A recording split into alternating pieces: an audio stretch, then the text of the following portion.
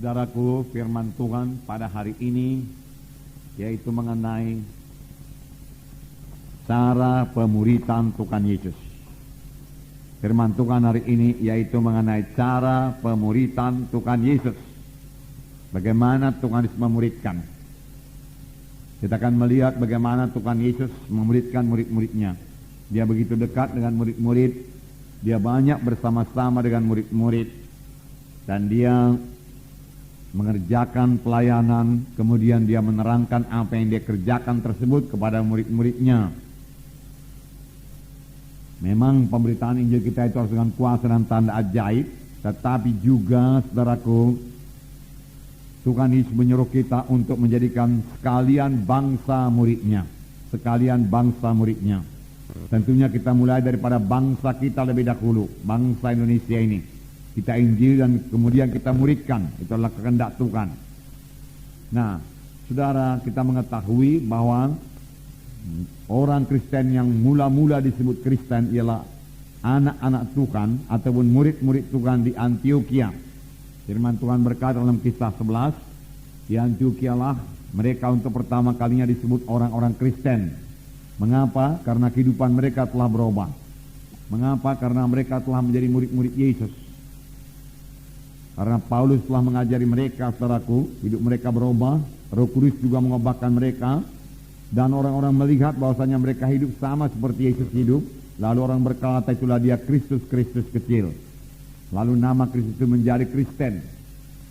Jadi, saudaraku, jadikanlah sekalian bangsa muridku, firman Tuhan berkata. Cara Tuhan memuridkan, saudaraku, murid-muridnya, bukan dengan cara mengajar saja. Bukan dengan cara sebagai seorang guru dalam satu kelas mengajar murid-muridnya, tidak, saudara. Lain sekali. Kita melihat, saudaraku, bahwasanya Tuhan Yesus bersama-sama dengan murid-muridnya. Mereka intim, murid-muridnya intim dengan dia. Mereka melayani bersama-sama. Yesus mengerjakan mujizat, saudaraku. Yesus memberitakan Injil. Yesus mengajar dengan perumpamaan. Tetapi kemudian ketika dia bersama-sama dengan murid-murid dan murid-murid bertanya tentang perumpamaan yang diajarkan Tuhan Yesus, tentang pekerjaan pelayan yang dilakukan oleh Tuhan Yesus, Tuhan Yesus menerangkannya kepada murid-muridnya. Kisah 1 ayat 1 berkata, Lukas menuliskan segala sesuatu yang dikerjakan Yesus dan diajarkan oleh Tuhan Yesus. Segala sesuatu yang dikerjakan oleh Tuhan Yesus dan diajarkan oleh Tuhan Yesus. Itulah isinya, saudaraku, Kisah Rasul. Itulah segala sesuatu yang dikerjakan Yesus dan juga, saudaraku, diajarkan oleh Tuhan Yesus. Murid-murid yang dipilih oleh Tuhan Yesus, saudaraku, bukanlah orang-orang yang terkemuka, terpelajar, saudara, tetapi orang-orang biasa saja. Tetapi mereka berubah. Dan, saudaraku, pemberitaan mereka sangat berhasil dan sangat berkuasa. Pelayanan mereka sangat berhasil dan sangat berkuasa. Dalam Kisah 4 ayat 13 dikatakan bahwasanya murid-murid Tuhan Yesus telah berubah. Pada ayat 13 saya membacakan kepada saudara.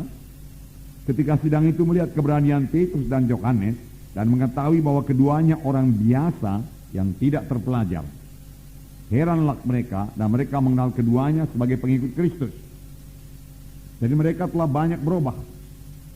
Petrus berubah, orang biasa yang tidak terpelajar, kemudian dia mengajar dengan sangat berkuasa dalam urapan Tuhan, dan dia memberikan satu pernyataan yang luar biasa.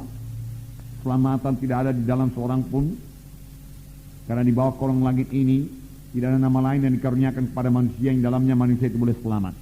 Dan ketika sidang itu melihat keberanian Petrus dan Yohanes dan mengetahui bahwa keduanya orang biasa yang tidak terpelajar, heranlah mereka itu. Dan mereka mengetahui bahwasanya Petrus dan Yohanes adalah murid-murid Yesus, pengikut Yesus, saudara. Jadi berubah. Saudara, biar kita berhasil dalam memuridkan.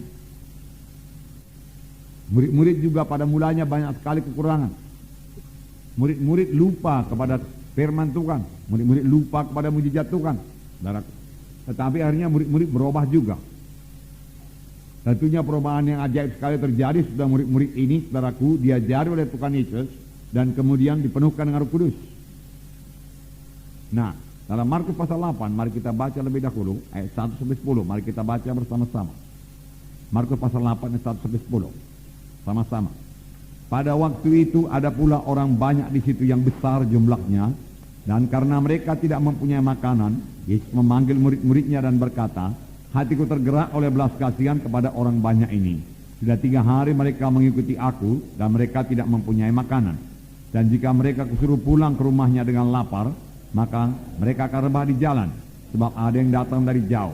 Murid-muridnya menjawab, bagaimanakah di tempat yang sunyi ini orang dapat memberi roti sampai kenyang? Yesus bertanya kepada mereka, berapa roti ada padamu? Jawab mereka, 7. Lalu ia menyuruh orang banyak itu duduk di tanah. Sesudah itu ia mengambil ke-7 roti itu, mengucap syukur, memecah-mecahkannya dan memberikannya kepada murid-muridnya untuk dibagi-bagikan. Dan mereka memberikannya kepada orang banyak. Mereka juga mempunyai beberapa ikan, dan sesudah mengucap berkat atasnya, ia menyuruh supaya ikan itu juga dibagi-bagikan. Dan mereka makan sampai kenyang. Kemudian orang mengumpulkan potongan-potongan roti yang sisa, sebanyak 7 bakul. Mereka itu ada kira-kira 4.000 orang. Lalu Yesus menyuruh mereka pulang. Ia segera ke perahu dengan murid-muridnya dan bertolak ke daerah Dalmanuta. Ia segera ke perahu dengan murid-muridnya. Jadi Tuhan selalu bersama-sama dengan murid-muridnya. Kalau kita mau memuridkan saudaraku, kita harus banyak bersama-sama dengan murid-murid kita itu. Banyak mengunjungi mereka, saudaraku.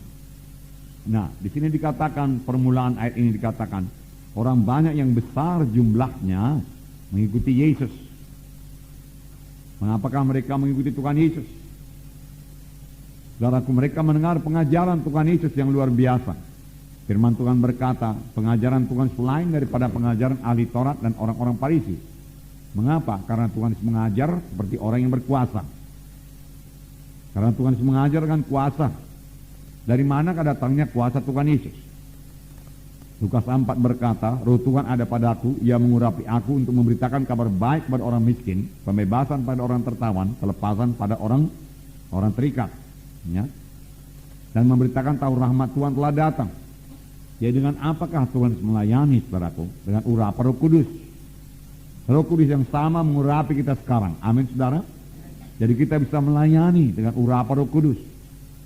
Saudaraku, mohonlah urapan Roh Kudus dalam pelayanan saudara. Dengan urapan Roh Kudus, saudaraku, firman Tuhan menjadi berkuasa. Karena firman Tuhan berkata, huruf itu mematikan, tapi roh itu yang menghidupkan. Tanpa urapan Roh Kudus, firman Tuhan yang kita bawa beritakan mati saja. Sesuatu yang mati tidak akan bawa kehidupan. Tetapi firman Tuhan yang hidup dan berkuasa karena urapan Roh Kudus, saudaraku, akan membawa jiwa-jiwa kepada keselamatan.